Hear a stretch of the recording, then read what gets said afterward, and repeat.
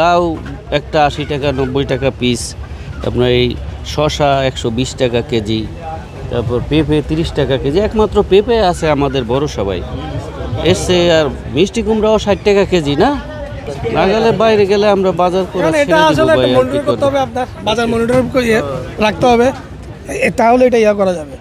এখন টমেটো 100 টাকা, মরিচ এক পা বেচতেছি 40-50, ভেন্ডি 60 টাকা কেজি, সিম হলো 120 টাকা, লাউ 80-70 এরকম আর কি দাম। ফুলকপি আসছিল 100 টাকা পিস, এখন হয়েছে 60 টাকা। এখন আপনি সব মালেই কিছু কমছে, আগের চেয়ে কমছে, গত সপ্তাহের তুলনা আগের চেয়ে কমছে। হ্যাঁ, কেজি 20-30 টাকা 40 টাকা কমছে।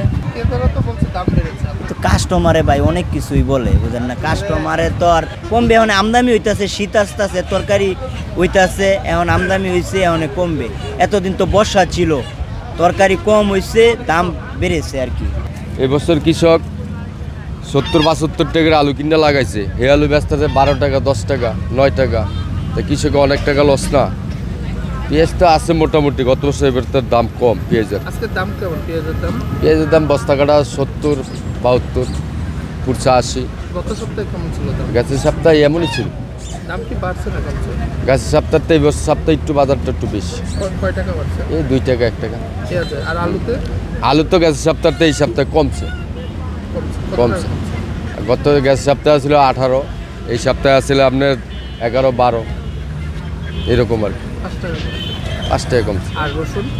রসুন গ্যাসের সপ্তাহতে এই সপ্তাহে একটু বাড়ছে, চায়না রসুনটা একটু বাড়ছে। কত টাকা? আগে গ্যাস সপ্তাহে ছিল 110-120, এই সপ্তাহে হয়েছে 60-70। আর আদা? আদা 110-120, চায়নাটা একটু বেশি। আদাটা আগের চেয়ে একটু কমছে।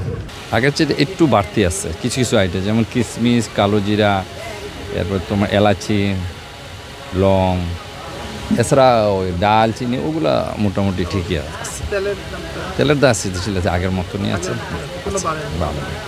না, মশলার দাম একটু বাড়ছে। কত টাকা বেড়েছে? কেজিতে কিছু 400-500 এরকম বাড়ছে, এলাচি বেশি বাড়ছে। ওই আপনার ডাল, চিনি এগুলো একটু না, গত সপ্তাহে তো এই সপ্তাহে বাড়েনি, ওইভাবেই আছে। বাইরের থেকে আমদানি তো, বিশেষ করে আমাদের দেশের না, তো মূল্য নির্ভর করে আমদানি না, কম। আমদানি কম হইলেই বাড়ার সম্ভাবনাটা বেশি থাকে।